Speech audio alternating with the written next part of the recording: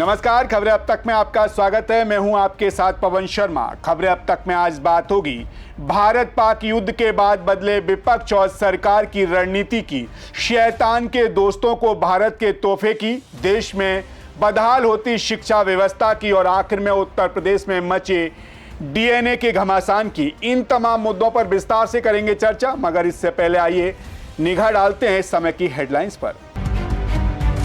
सिख गुरुओं का AI video बनाकर फिर विवादों में यूट्यूबर ध्रुव राठी, एसजीपीसी ने जताई आपत्ति।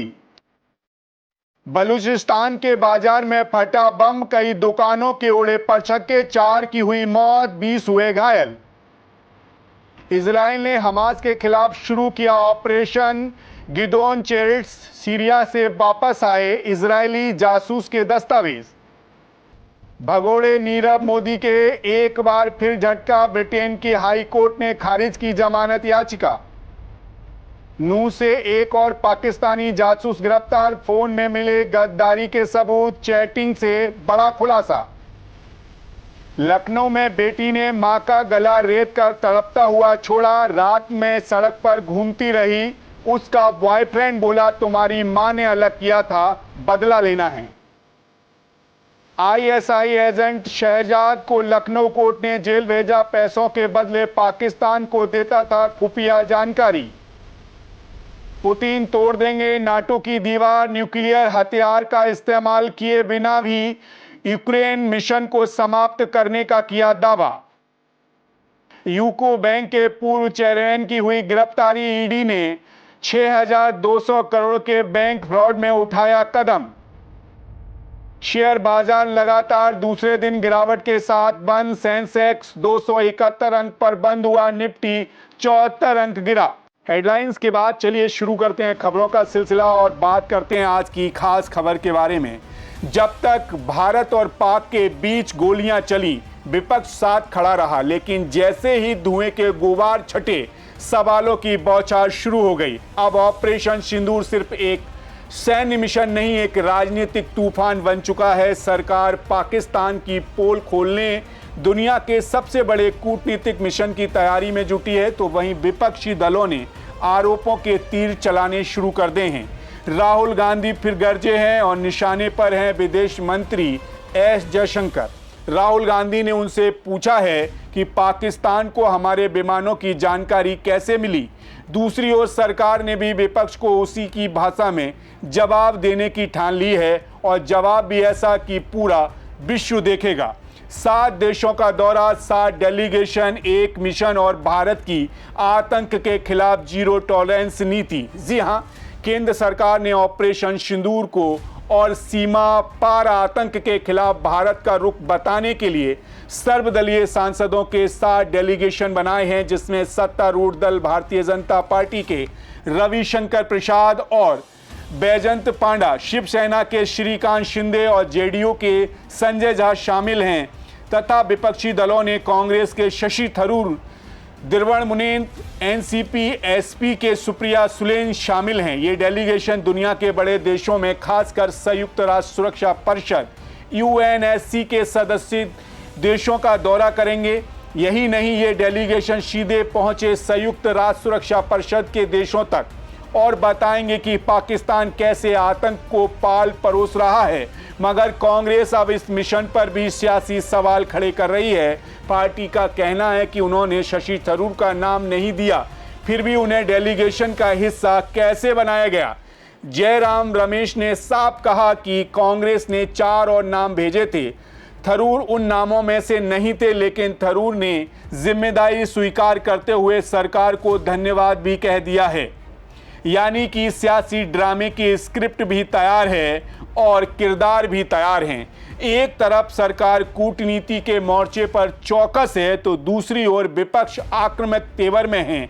दोनों तैयार हैं, लेकिन अब लड़ाई संसद में नहीं, विदेशों की धरती पर लड़ी जाएगी। इस मिशन के जरिए भारत दुनिया को एक संदेश देने जा रहा है, आतंक को बर्दाश्त नहीं किया जाएगा और पाकिस्तान की साजिशें अब पर्दे में नहीं रहेंगे। इसी के साथ सरकार ने चाल चल दी है, ऐसी चाल जिसमें विपक्ष की मौजूदगी भी है और सरकार की रणनीति भी, यानी कि अब तारीफ विपक्ष के मुंह से ही निकलेगी और यही है भारतीय जनता पार्टी का असली मास्टर स्ट्रोक।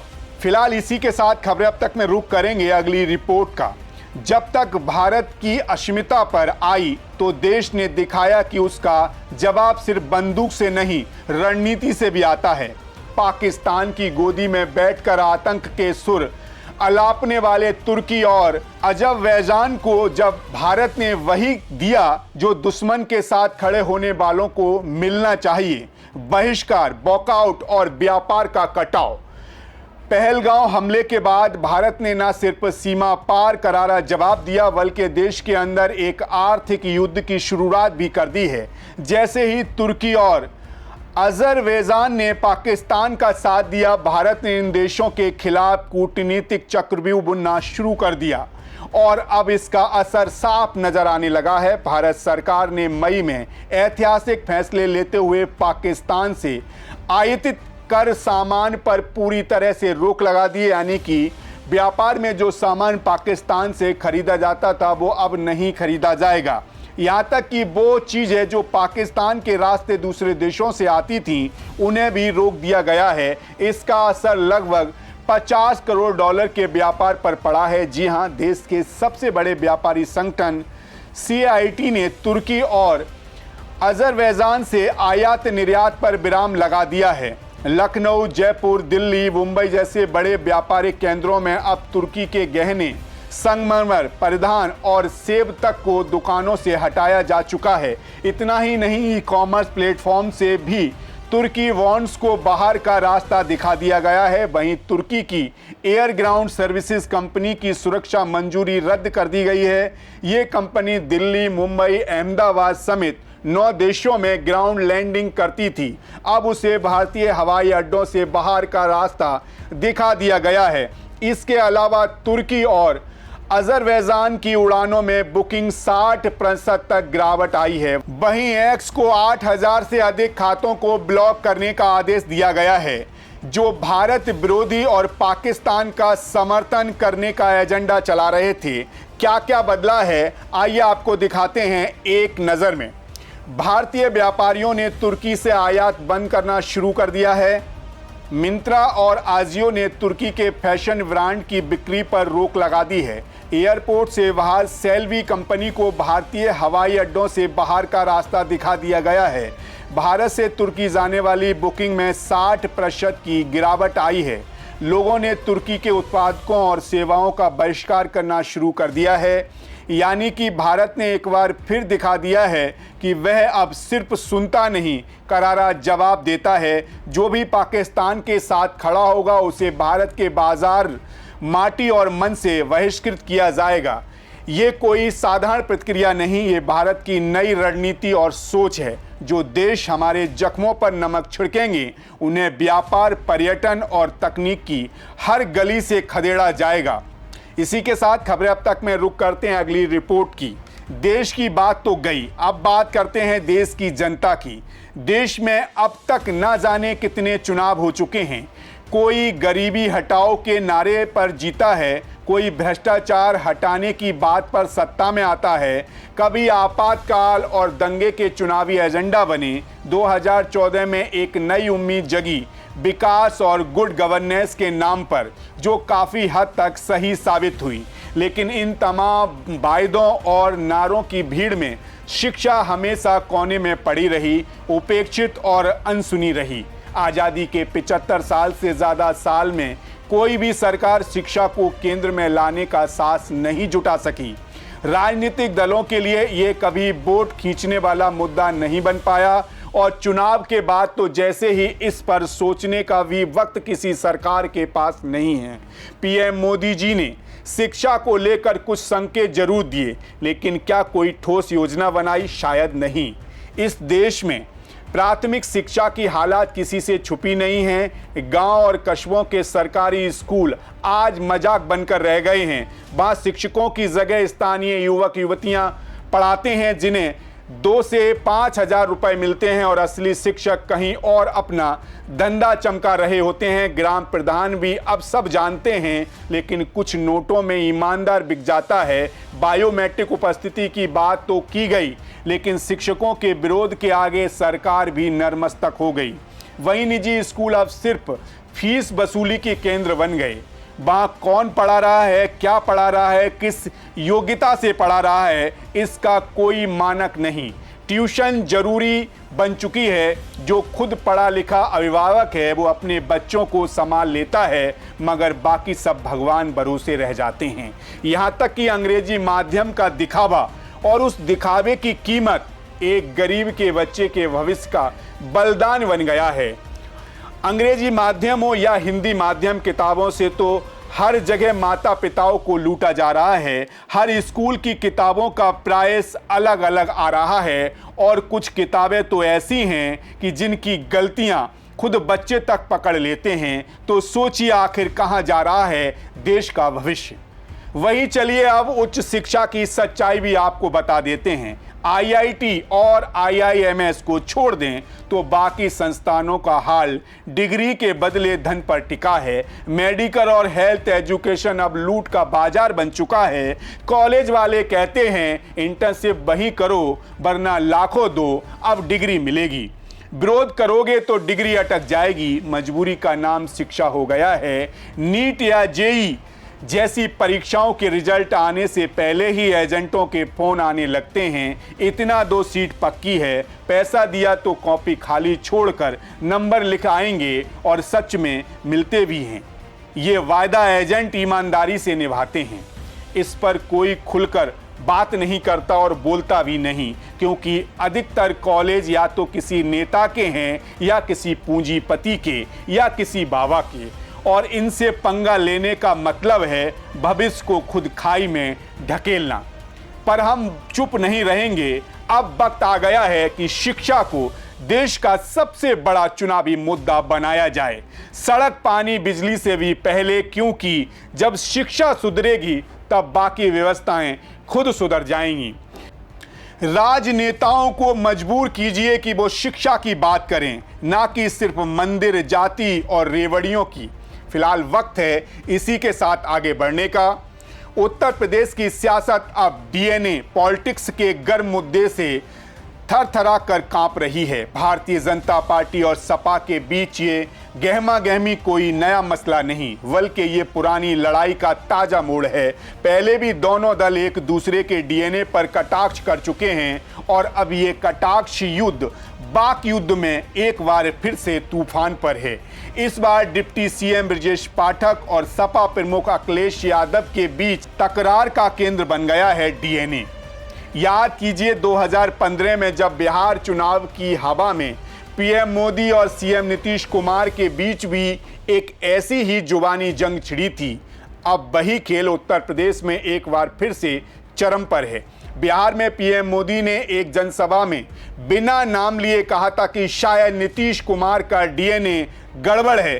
पीएम ने ये बयान देते हुए दावा किया था कि महान दलितों के एक नेता जीतन राम मांझी के साथ जो हुआ उससे ये साबित होता है कि नीतीश कुमार के डीएनए में कुछ गड़बड़ी है। इस पर नीतीश कुमार ने कड़ी प्रतिक्रिया दी और बिहार की अस्मिता से जुड़ा ये मुद्दा एक राष्ट्रीय विवाद में बदल गया। उन्होंने बिहार वासियों के नाखून और बाल के सैंपल पीएम मोदी को भेजने का फैसला लिया था, जिससे मोदी सरकार ने सिरे से इनकार कर दिया। ये विवाद तब बिहार चुनाव में अस्मिता का मुद्दा बन गया था और बीजेपी को इसका खामियाजा भी भुगतना पड़ा था।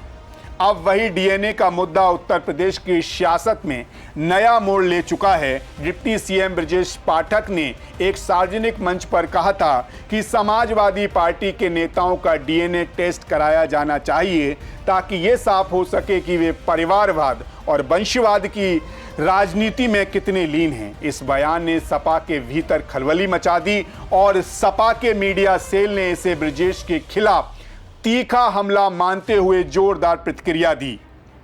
लेकिन ब्रजेश पाठक ने अपनी बात पर कायम रहते हुए अखिलेश यादव पर आरोप लगाया और उनकी पार्टी के राजनीतिक सोच पर सवाल उठाया। नतीजन अखिलेश यादव ने भी एक पोस्ट के जरिए ब्रजेश को जवाब दिया, जिससे मामला और तूल पकड़ गया।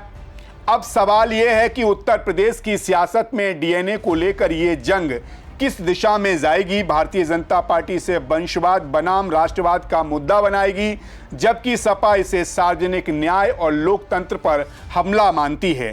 ताजा विवाद में ब्रजेश पाठक और सपा के बीच इस मुद्दे को लेकर तेज शह और मात का खेल जारी है। इसी बीच उत्तर प्रदेश में बांग्लादेश के मुसलमानों के डीएनए वाले बयान ने भी खलबली मचा चुकी है, या यूं कहें मचा दी है।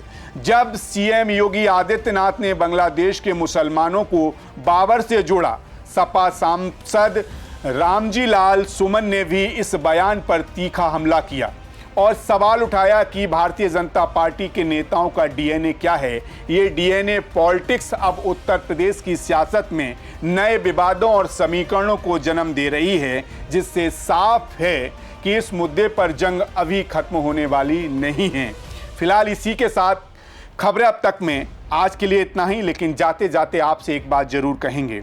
भारत पाक जंग के माहौल में एक बात तो हर हिंदुस्तानी के दिल में गूंजने लगी है, देश सबसे ऊपर है। सियासत में भले ही रोज नए रंग देखने को मिलते हों, लेकिन जब बात वतन की आती है तो हर पार्टी, हर नेता, हर नागरिक एक साथ खड़ा नजर आता है। ये वो लम्हा होता है जब पूरा देश एक सांस में जय हिंद कहता है। लेकिन अफसोस, कुछ चेहरे ऐसे भी हैं जो इसी मिट्टी में पले, इसी हवा में सांस ली, इसी थाली में खाया और फिर इसी थाली में छेद कर दिया, जैसे यूट्यूबर ज्योति मल्होत्रा।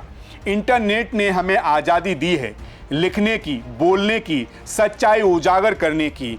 ये लोकतंत्र की सबसे बड़ी ताकत है, मगर जब कोई इस ताकत को जहर बना दे, जब कोई इसी आज़ादी का इस्तेमाल करके अपने ही देश की पीठ में छुरा घोंपे, तो उसे आप क्या कहेंगे।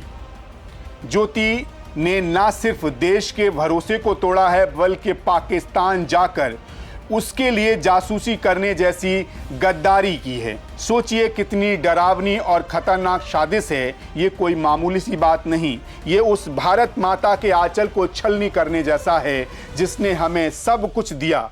ये वक्त है आंख खोलने का। अब सिर्फ सरहद पर ही नहीं, दिल और दिमाग के भीतर भी लड़ाई छेड़नी होगी उन लोगों के खिलाफ जो अंदर से देश को खोखला कर रहे हैं। गद्दारी की कोई माफ़ी नहीं होती। जो वतन के साथ नहीं, वो किसी के साथ नहीं। अब हर हिंदुस्तानी को तय करना होगा, क्या वो सोच के साथ खड़ा हो या चुप रहकर गद्दारों का हौसला बढ़ाएगा। फिलहाल इसी के साथ मुझे दीजिए इजाज़त और आप बने रहिए सी न्यूज़ भारत के साथ। हर खबर आपके साथ, आपके हाथ।